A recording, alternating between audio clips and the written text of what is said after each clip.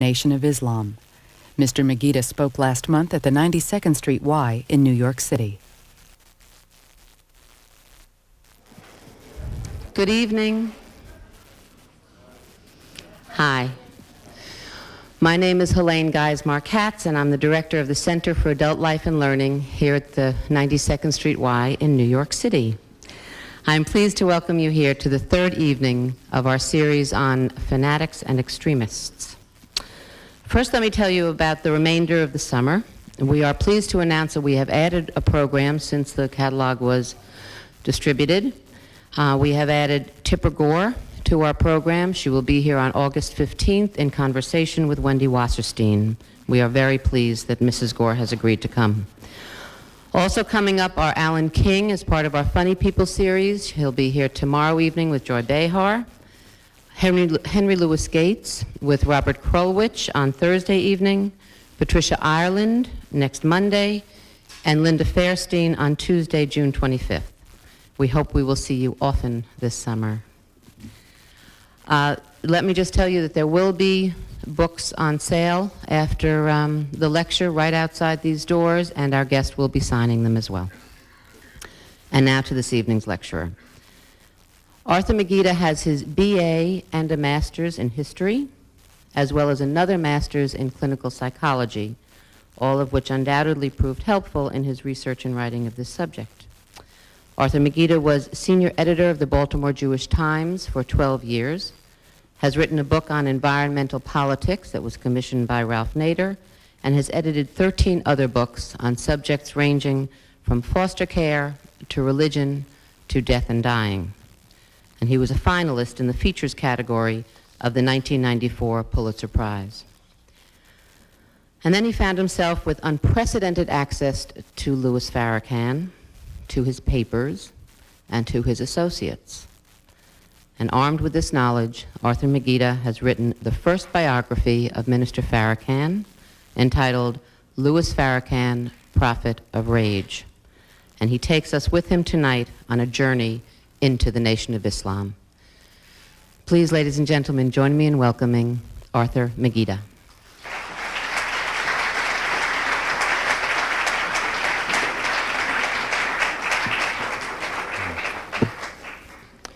Thank you.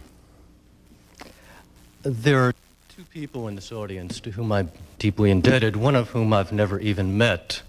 One of the great joys of working on this book, Prophet of Rage, Life of Louis Farrakhan and His Nation, is discovering there are indeed a lot of people around this country who are black, and when talking to a white person and a Jewish person, are not necessarily on the defensive. If anything, they are extraordinarily eager to be understood. There are people I have encountered simply on the telephone who have become some of my best friends in the course of working on this book. At least two of them are here tonight at my invitation, and I'd like to dedicate this talk to them. I would also like to dedicate this inscription from the Quran to them.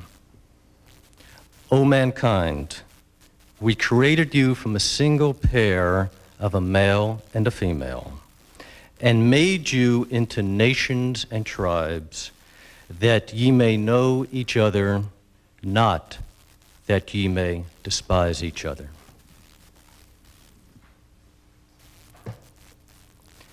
At his Million Man March last October 16th, Louis Farrakhan did not wear the yarmulke I'd given him during dinner at his 19-room mansion in Chicago last June. During that meal, Farrakhan had mentioned the march. 1 million men would converge on Washington to atone for their trespasses, while black women around the country prayed in their local churches for unity and strength. Also attending these churches would be politicians who, instead of wearing yarmulkes, as they do when they go to synagogues to meet their Jewish constituents, would wear kufis, small round African hats. And as he spoke of his hopes for what the march would accomplish, I withdrew from my pocket a gleaming white yarmulke and I said, Minister Farrakhan, I would like you to wear this at the march. Visibly moved, Farrakhan held the yarmulke briefly in his palms. I know what this means, Mr. Magida. I thank you. Farrakhan did not promise to wear the yarmulke at the march or at any other time, and many of you may have noticed, he did not wear it at the march. But for a brief moment, just a millisecond, this gesture of reconciliation, his and mine, short-circuited the verbal mayhem that had been waging between Jews and Farrakhan since 1984. Dinner with Farrakhan was, in effect, a private audience with Farrakhan. He held court for more than 2 hours, directing each diner to his chair, introducing each guest to the others, dominating any chatter at the table and keeping it from devolving into mere dinner party chit-chat. At the roughly 18-foot-long table, all conversation revolved around the minister. He was the verbal centerpiece, the catalyst, the conversational alchemist.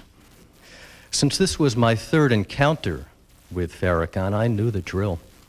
After a guard's polite but efficient frisking, I was ushered into a small room just inside the front door, and there I was asked to take off my shoes and was given a pair of fresh white socks to slip on. Next, I was shown to a rather formal room where the assembled guests sat on small, white, circular couches, awaiting their host. And when Farrakhan appeared, about 10 minutes later, he was wearing a pair of casual slacks and a light cotton shirt open at the collar. As usual, he was friendly, articulate, and very, very eager to remedy his image as white America's worst boogeyman. Farrakhan can be immensely charming. His voice is finely calibrated with all the nuances and controls of a born orator and entertainer. He worked the dinner table that evening like a born politician, telling jokes about himself and tales from the distant past of the Nation of Islam, quoting liberally, when necessary, from the Quran and the Jewish and Christian Bibles, orating with the tireless cadence of the black preacher, the hip lingo of the street, and the propulsive conviction of the newly converted, even though he joined the Nation of Islam back in 1955. He has an immense sense of self and of his own presence, and often refers to himself in the third person, sort of like Bob Dole does. Explaining this habit, he once told me, I represent so many persons who have helped make me who I am. It's an outgrowth of humility. Farrakhan has rarely, in public or private, retreated from the turf he has staked out for himself as one black leader unafraid to scold white America about its sins and its atrocities against blacks. He so magnificently mirrors and so well satisfies blacks' fury because he has the audacity to refract back to whites the very pain blacks say they have suffered at the hands of whites.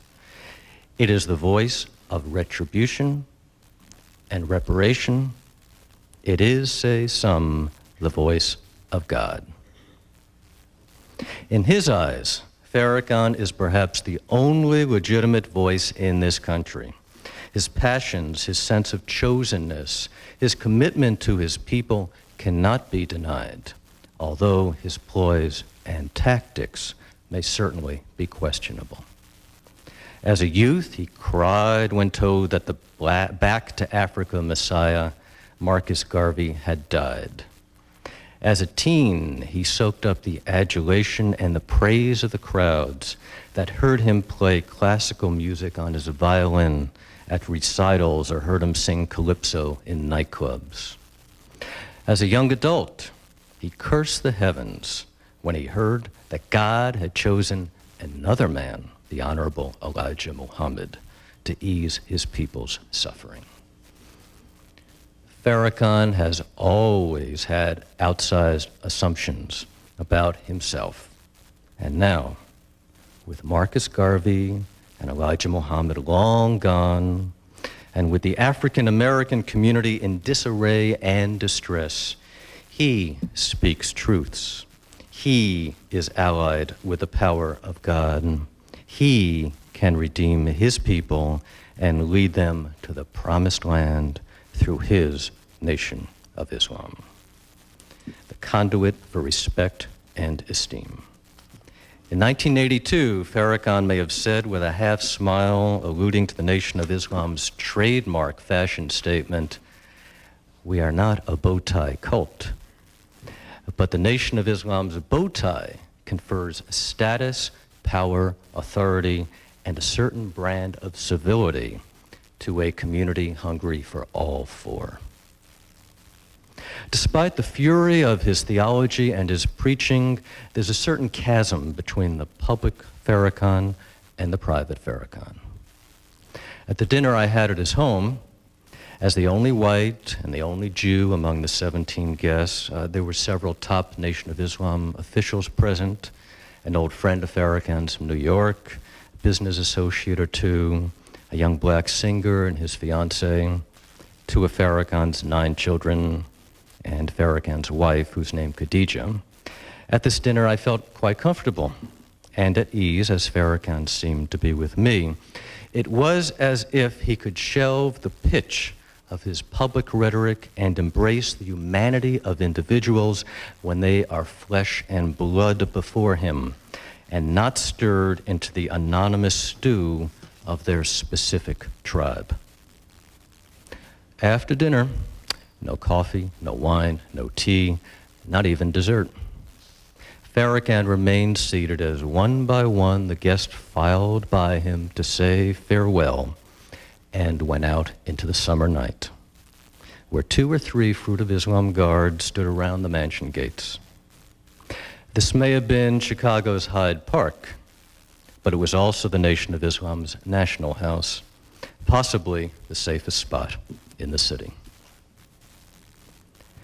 I first approached Louis Farrakhan in June 1993.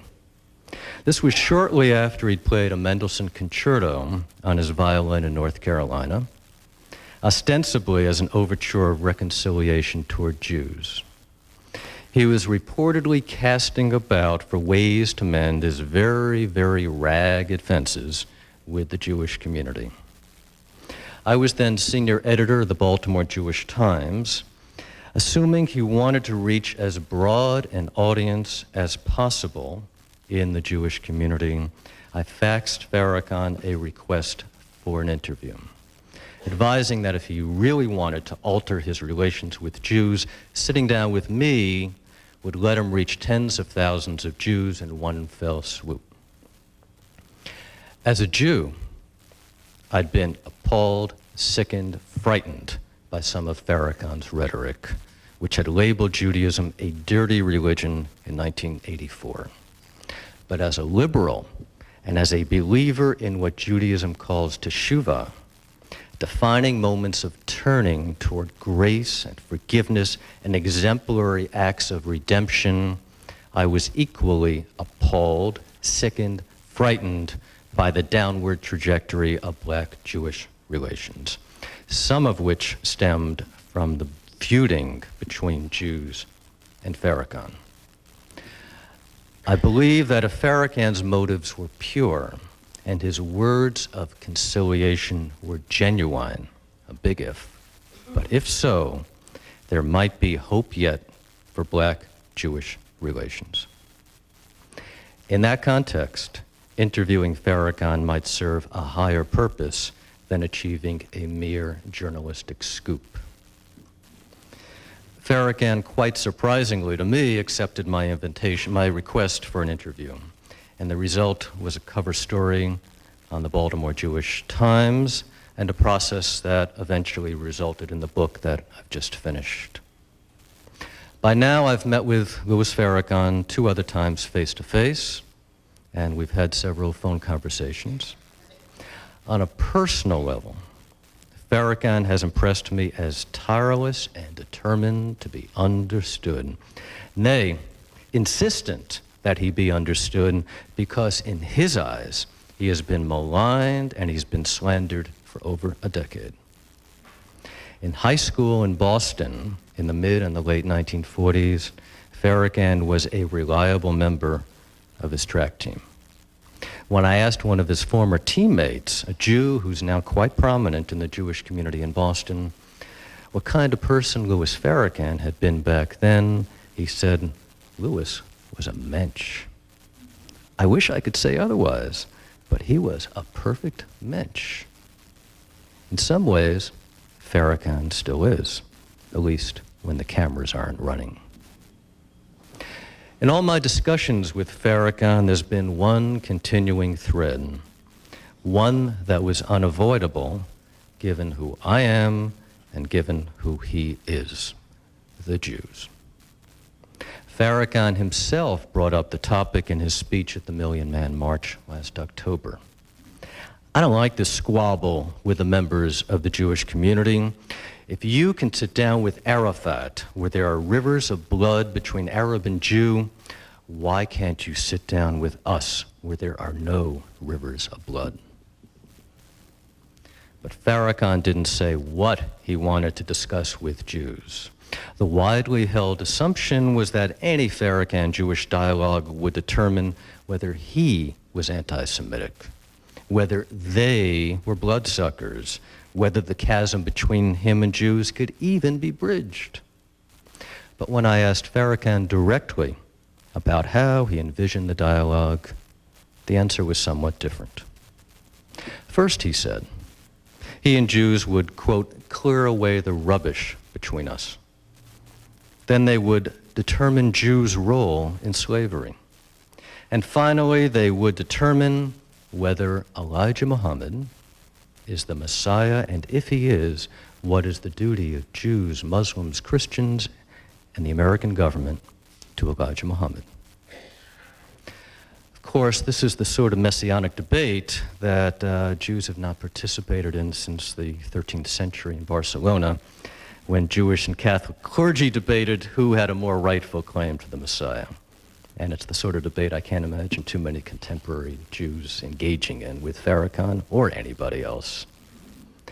But if any Jews did sit down with Farrakhan, would he apologize for his remarks that have been widely perceived as being anti-Semitic? For that, we're going to go to Mr. Farrakhan himself. And in a second, we're going to play a portion of one of my interviews with him, where indeed I asked him quite directly, Minister Farrakhan, several Jews have asked for you to apologize. Do you have any intention of doing so? Will you ever do so? And as you listen to him, I want you to listen to how his answer changes. At first, he's quite civil, because at that point in our interview, it had indeed been quite a civil conversation. But the pitch changes, the tenor changes, until by the end, you get a sense of the fury that this man envelops. And you can also sense, I believe, the wounded pride and the majestic ego of Louis Farrakhan. Dan? In terms of apology, why is it that Jews feel they have to extract from black people this apology? Why? What is it in your makeup? I'm sorry. Get down on your knees, Farrakhan. And if I did, you know what your people would tell me? Too little, too late. Jesse's still apologizing. And he'll never get finished, because your people who have committed sins, man, against God, and you seek, and you got a day of atonement where you're seeking forgiveness, but you're the most unforgiving people when anybody offends you. Why are you like that? Why do you want me to grovel before you? Who the hell are you? Who do you think you are that I should bow down? before you and beg for forgiveness. When your people helped to bring my people into slavery, and I have never heard a Jewish rabbi or organization stand up and apologize to me and my people for what you brought my people to. Where's the apology coming from? You got a hell of a nerve to ask me to apologize for telling the truth. Good God Almighty. You know, that angers me. No, you're too arrogant. You're too proud of your power. You want everybody to bow down to you, and I ain't bowing down to nothing or nobody but God. Welcome to the world of Minister Louis Farrakhan. By the way, near the end of this interview, the interview in which Farrakhan yelled at me, he apologized for the outburst. And that quite possibly makes me the only Jew in North America who has received an apology from Louis Farrakhan.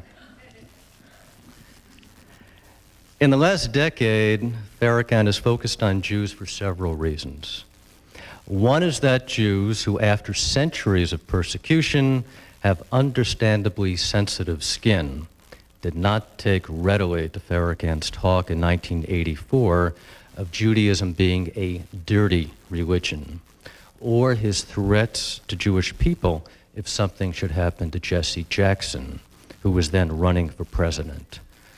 From his perspective, their retorts to his comments, and especially a reference from Nathan Perlmutter, who was then the head of the Anti-Defamation League, to Farrakhan's beer hall demagoguery, placed him on the defensive, a posture which he has not yet relinquished.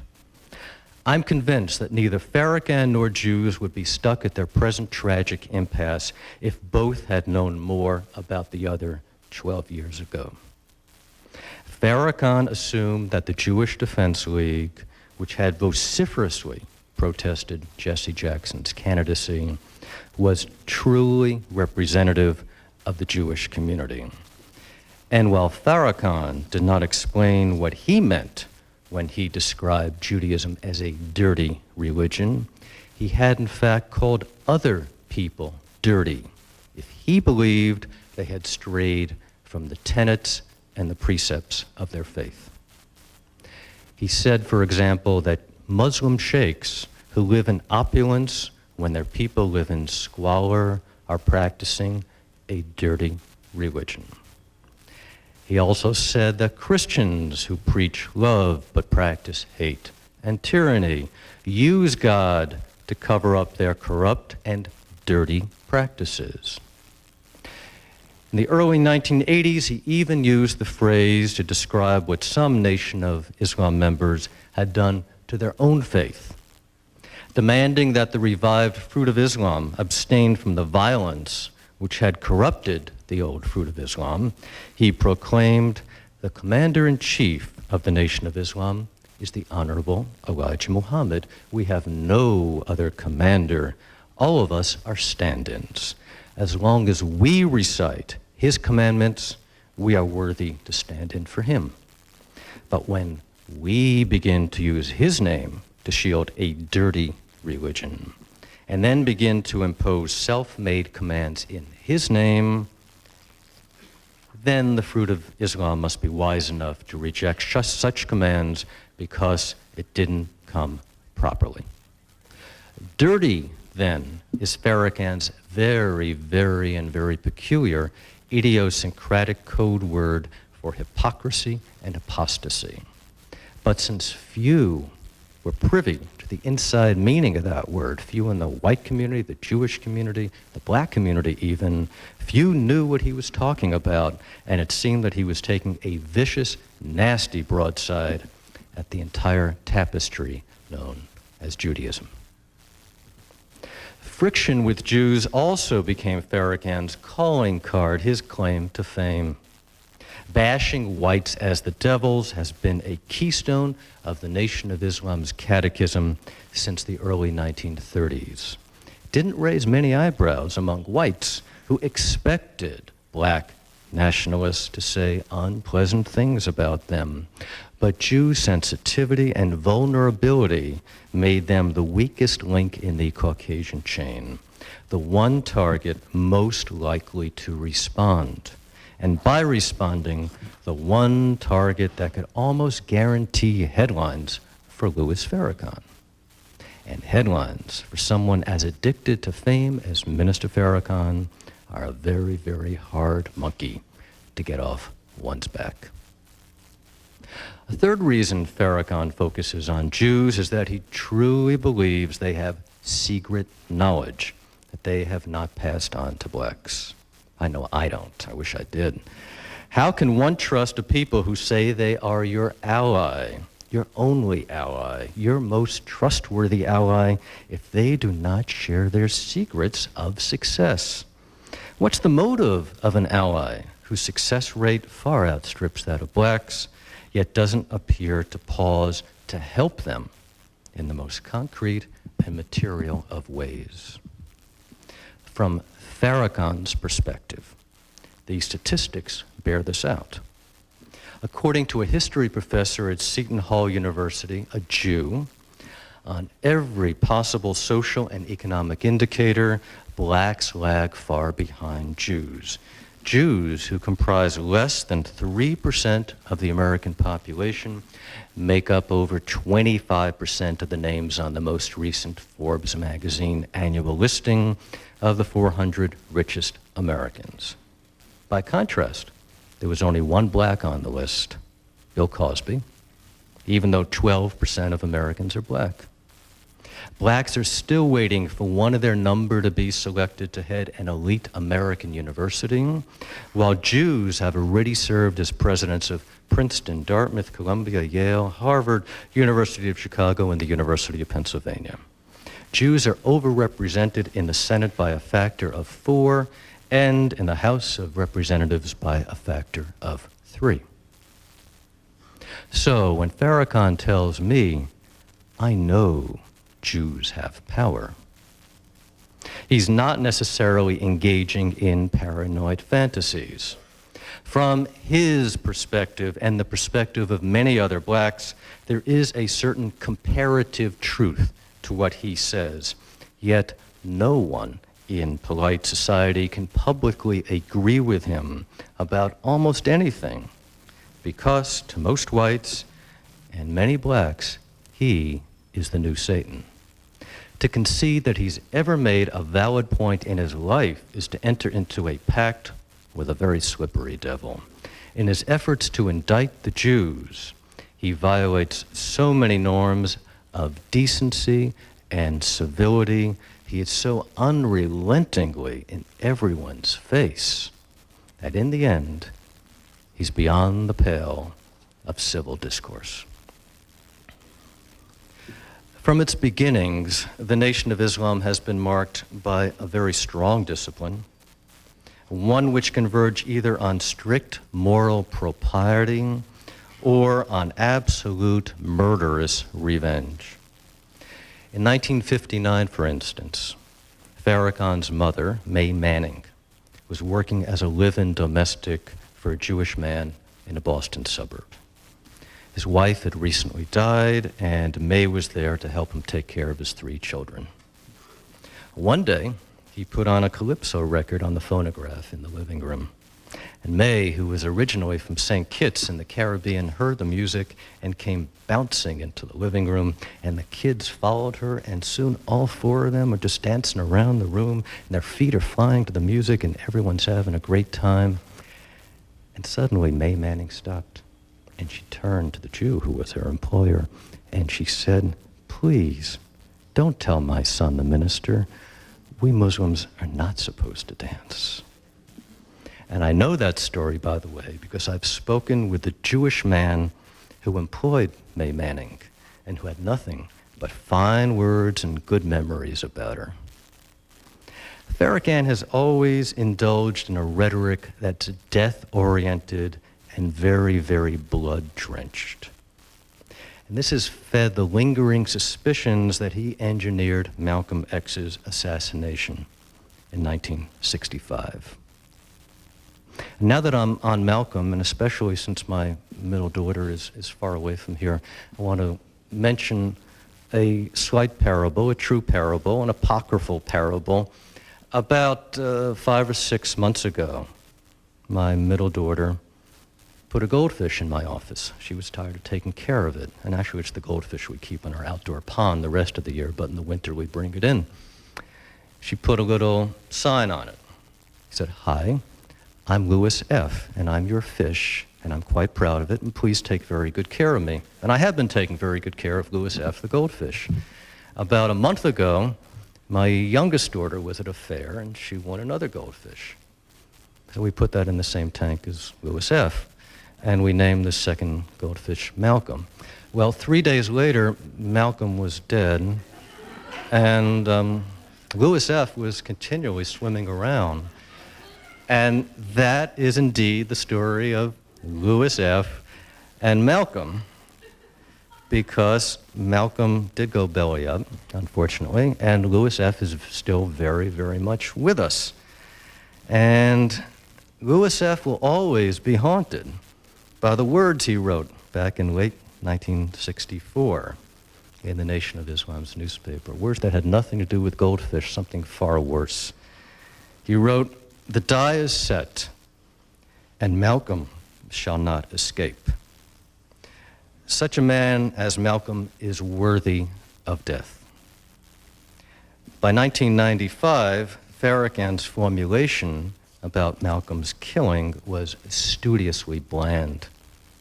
I can't say that I approved, and I really didn't disapprove. I was numb.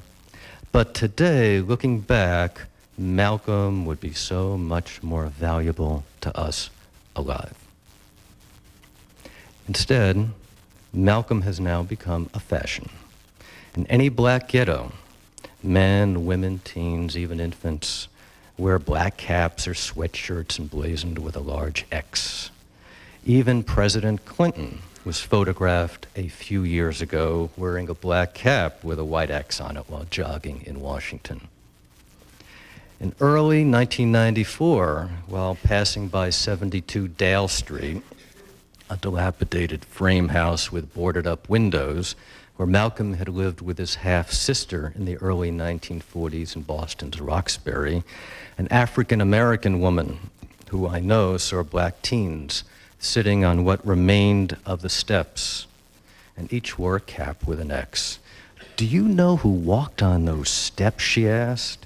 "Do you know who slept in that house?" And the answer, not unexpectedly, was negative. The teens knew style. They didn't know history. They knew fashion. They didn't know heritage. In some ways, Minister Louis Farrakhan is also a fashion, a collective emblem of frustration and bitterness.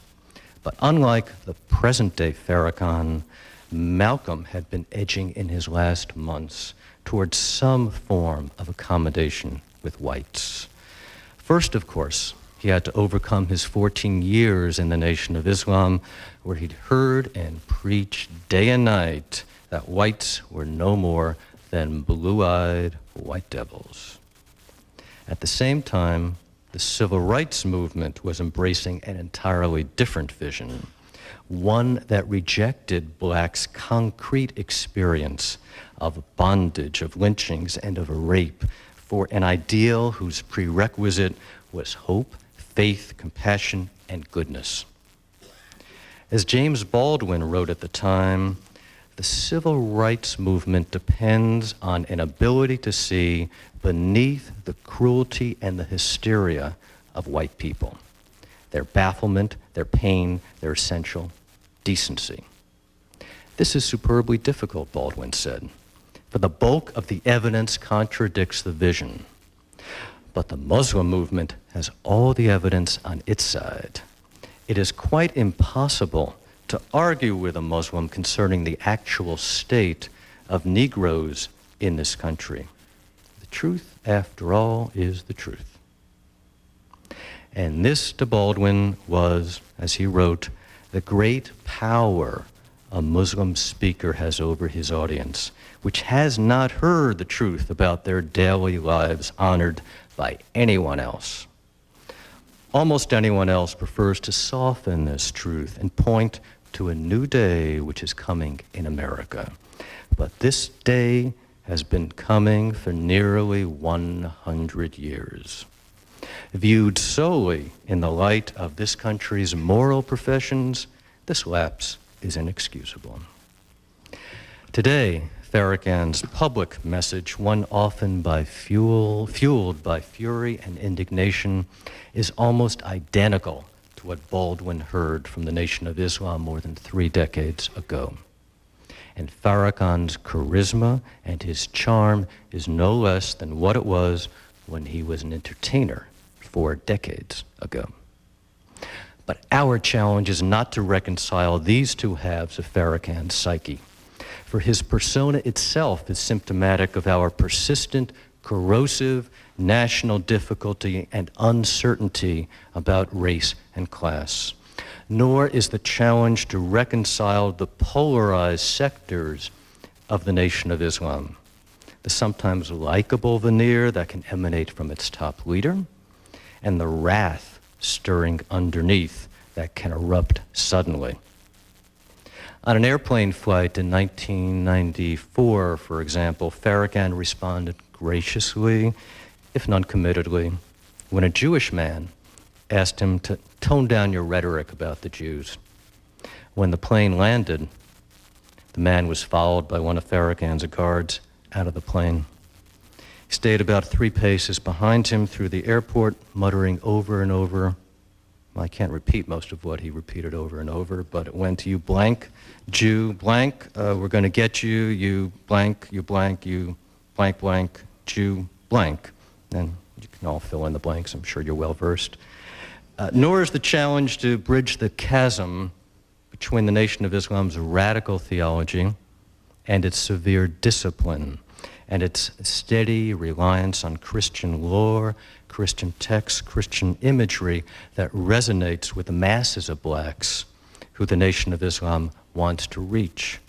Even as one of Farrakhan's most fiery ministers has the leeway and the implicit permission to be covertly baptized at a sunrise service on Chicago's shores of Lake Michigan.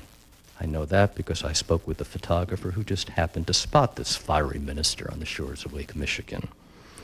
The real challenge is to reconcile dualities swirling around race and class and faith in our national psyche, to rehabilitate the lives and the image of blacks that is in currency not only among whites, but also among blacks. This is an era when black males, who comprise 7% of the nation's population, constitute about 48% of the prison population. This is an era when even black kids fear their elders, when an aura of violence shatters all potential for amity. So knowing this, it was not necessarily incongruous when one of my middle daughter's black friends said, upon hearing that I would be at the Million Man March, I hope they don't beat him up. Not incongruous, but certainly tragic. Tragic that young blacks should carry this burden of their males being so prone to violence. And tragic that the notion of some sort of black-white amity at an adult level is deemed improbable by the young. And that, not Farrakhan, is the nub of the issue. Solve that, and Farrakhan is neutralized. Let it fester, and Farrakhan's influence expands and dilates. Reconciling these national dualities is a far more difficult task than somehow aligning them correctly in the mind and the heart of this one man, this boogeyman, this barometer of our vexing past, this unsettling present, and perhaps our troubling future.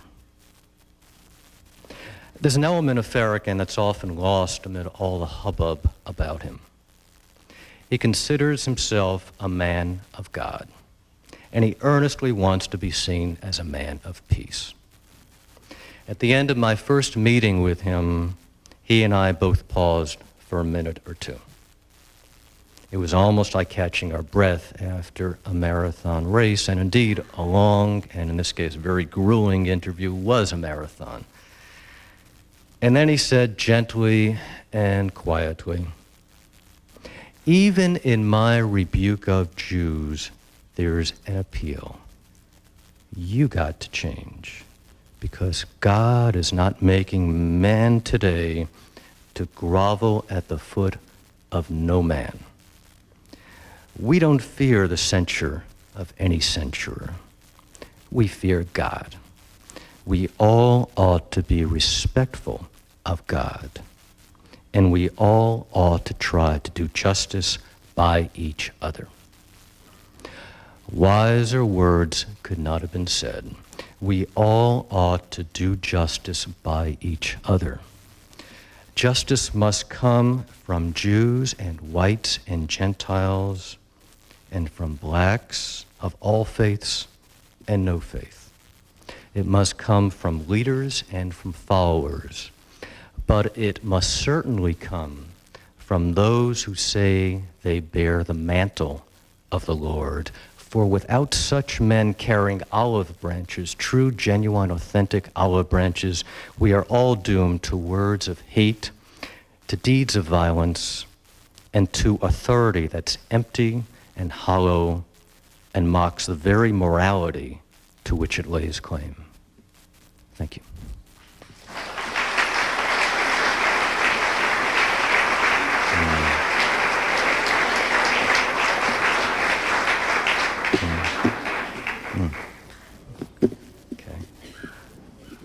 And now we'll have some, I think about 10 or 15 minutes of questions and answers, and I've been instructed to instruct everybody to use this microphone.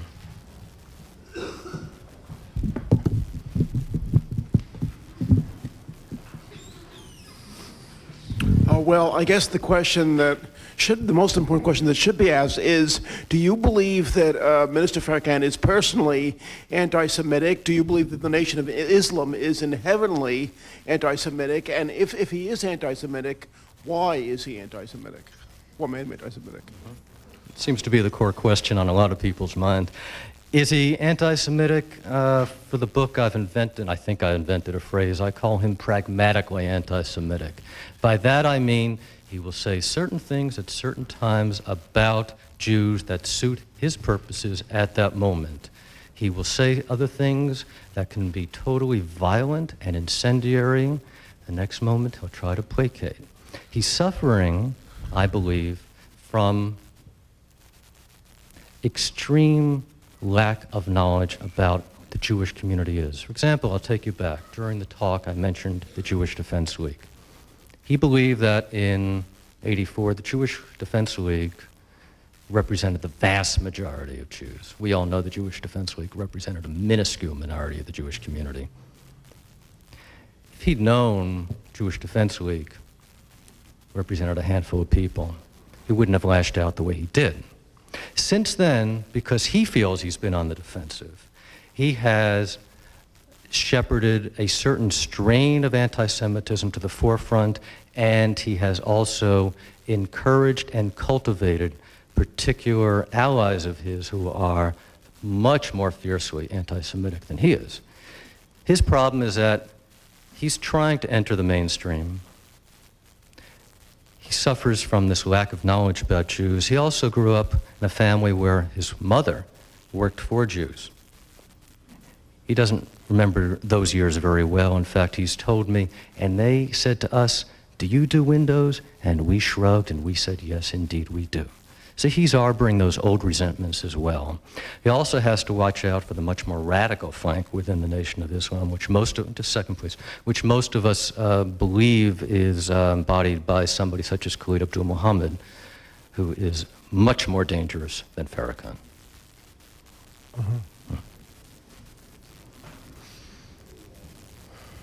It's interesting that you noted that he was concerned with the Jewish role in slavery.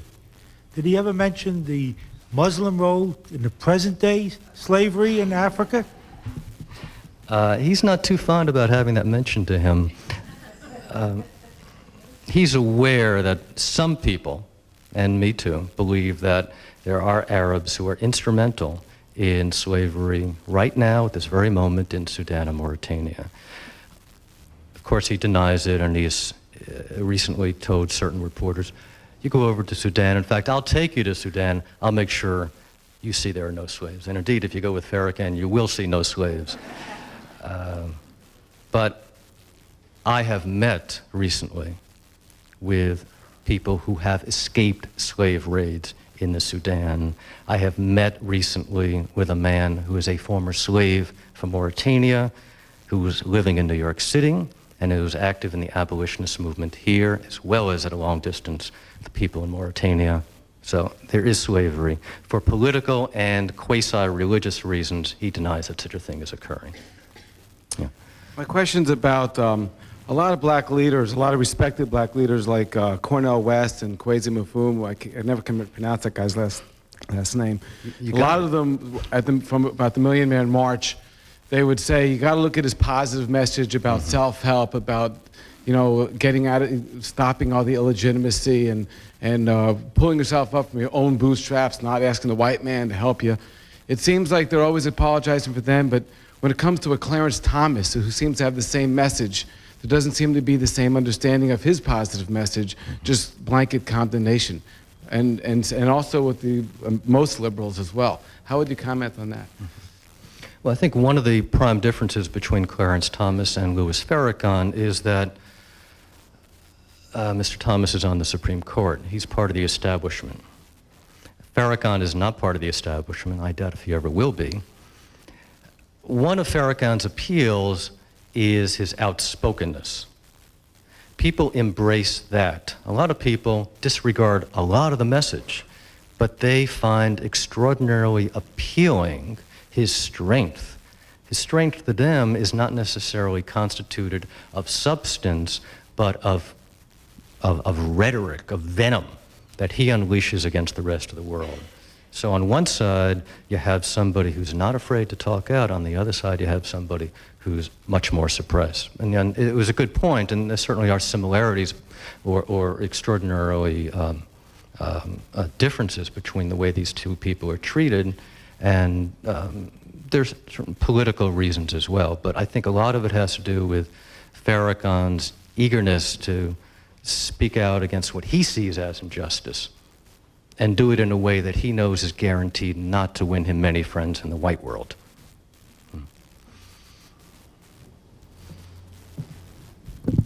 What is the relationship between the Nation of Islam and the mainstream Muslim religion?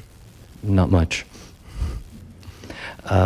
Black friend of mine recently said that the Nation of Islam is the equivalent of Jews for Jesus when it comes to being an authentic Islamic organization. Authentic, true, real Muslims who follow doctrinaire, authentic Muslim ideology, theology, want to have very little to do with Louis Farrakhan. Louis Farrakhan, for example, says that Elijah Muhammad is the Messiah. Other Muslims say no such thing. The Nation of Islam, most of its temples do not have what they call Juma prayer, which is a collective prayer in mosques on Fridays.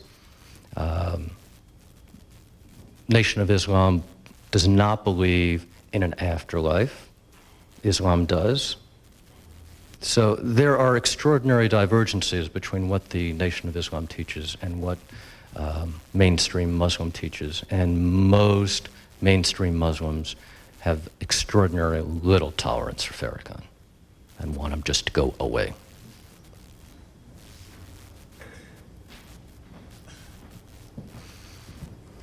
Good evening, Arthur Magida.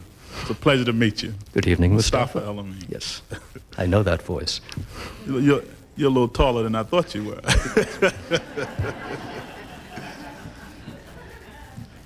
Yeah, the gentleman he asked you sort of a question I was going to ask. I was going to make a statement first that most of the Muslims in America and throughout the world reject Minister Farrakhan's rhetoric. Most of us African-American Muslims do not follow or support Minister Louis Farrakhan. It's just that our voice needs to be heard a little more, I'm sure. But my question to you is two questions. One is, what motivated you to write this book on Minister Farrakhan? And the other is, what do you expect to accomplish by writing this book? Thank you. Thank you. Okay, what motivated me to write this book? I got the idea for the book in February 1994. That's when Khalid Abdul Muhammad was making headlines every day. The Anti-Defamation was making headlines every day along with him. As some of you may recall, ADL placed an ad in the New York Times January 16th, 94. Full-page ad, headlined by "You Decide," and then voluminous excerpts from a speech that Khalid gave Keene College in New Jersey, attacking Jews, gays, the Pope, whites in South Africa. It was one of the most vicious, slanderous speeches published anywhere, recited anywhere. And the brouhaha over the speech continued for many, many weeks. And I realized that I had, through some fluke, access to Farrakhan. Certainly had access to Abe Foxman, who's the head of the ADL. And I realized Farrakhan was not going away. We were going to have Louis Farrakhan with us for a long, long time. He was making an enormous dent in racial relations, white-black as well as black-black. And we needed to understand him. We needed to understand his roots. We needed to understand what creates a Louis Farrakhan. What's his theology? What's his ideology?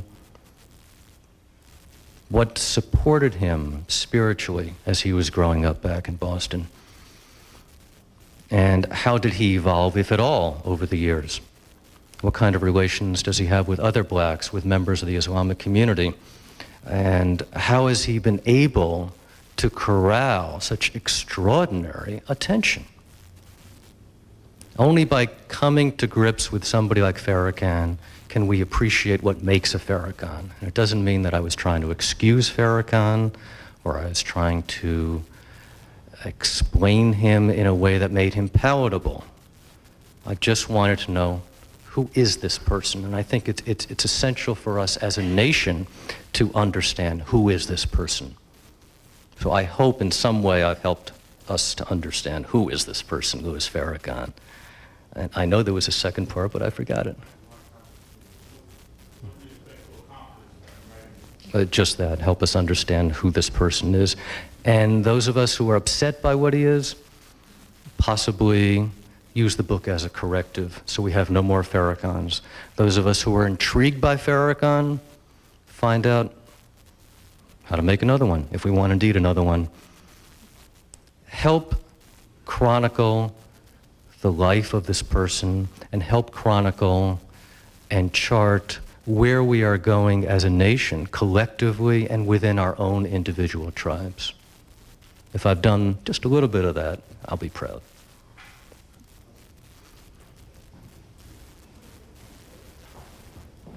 Okay, how about two more questions? I'll give you another if that would help. You said earlier that Louis Farrakhan says many things according to what suits his purpose at the time. My question is, what is his purpose?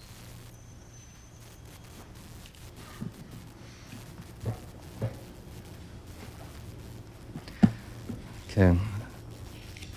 If you ever drive by a street corner and you see people selling the Nation of Islam's newspaper, The Final Call, give them $1 and flip to the last inside page. You'll see something called the Muslim Program. This is their manifesto. This is what collectively the Nation of Islam wants to accomplish. And along with this list of 10 things, they have such items as, we want freedom, can't argue with that. We want justice, we want equality of opportunity. We believe that intermarriage or race mixing should be prohibited. We want the government of the United States to exempt our people from all taxation. As long as we're deprived, and so do I, as long as we're deprived of equal justice under the laws of the land. We want our people in America whose parents or grandparents were descendants from slaves to be allowed to establish a separate state or territory of their own, either on this continent or elsewhere. So programmatically, this is what they would like. Individually, I think Farrakhan would like to be seen as the Messiah of his people. In fact, in a recent interview with an Arizona newspaper, he said he sees himself as a Messiah. He was very careful to say, you notice I didn't say the Messiah, but a Messiah. He wants to be the one who uplifts all. And I think that was one of the purposes of the Million Man March. He wanted to be seen as the one current black leader who could have everyone come to the mall in Washington. And he wanted to use that as a leverage for future endeavors with the entire black community, far beyond the realm of the Nation of Islam. I think because of his trip abroad, he pretty well squandered whatever political currency he could have gained from the march. If he'd used that in a totally different way, perhaps he would right now be a more powerful figure than he is. That's actually the question I was going to ask. I know that. A lot of people wondered, in the wake of the extraordinary success of the Million Man March, what Farrakhan's next move would be. And indeed, on that occasion, for that 2.5-hour speech, the message was very much mainstreamed, with some religious charlatanism here and there in the numerology, but for the most part it was a mainstream message, very much tailored to please other folks on the podium who came that day with that understanding. Then following the march, we had the tour to these terror regimes, and then one of the most vituperative Savior's Day speeches he's ever given. I agree with you that there was an enormous opportunity squandered, but is the issue his worrying about his radical flank, or is it that he's simply characterologically incapable of moving towards the center?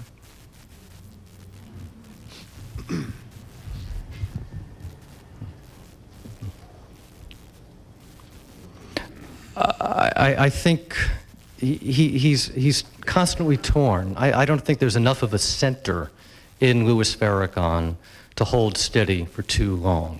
He's constantly buffeted by his own history, by his own aspirations, by all the politics within the Nation of Islam, by all the politics outside of the Nation of Islam, that he's not too much of a constant. And that's why before I was alluding to his constant shifting regarding the Jewish community. He's always on the move. He's a moving target. He's very hard to hit. And because of that, we have so much verbiage which often contradicts itself. So characterologically, he's at a distance within himself. Politically, he's also watching everything that's going on around him. So we have these two functions going on simultaneously. How about this be the last one? What is the response of the black Christian community and the clergy, to the black Christian community and clergy to Farrakhan's message? The responsibility of the black? Their response. The response. It varies. I have spoken with a black AME minister in Baltimore who has one of the largest AME churches in the country, who's very close to Farrakhan, and sees him as one of the last vestiges of veteran black leadership. He's been on the front lines of the battle, whatever the battle is for about 40 or 50 years. So he respects Farrakhan because of his persistence. I've spoken with lots of other black Christian leaders who can't truck Farrakhan at all. It varies from city to city and church to church. And around the time of the Million Man March, there were a lot of black ministers very, very confused about what to do about the march. Because if you endorsed the march, they assumed you endorsed Farrakhan. Some did and some didn't. Okay, and I think that'll be it for now. But thank you, everybody.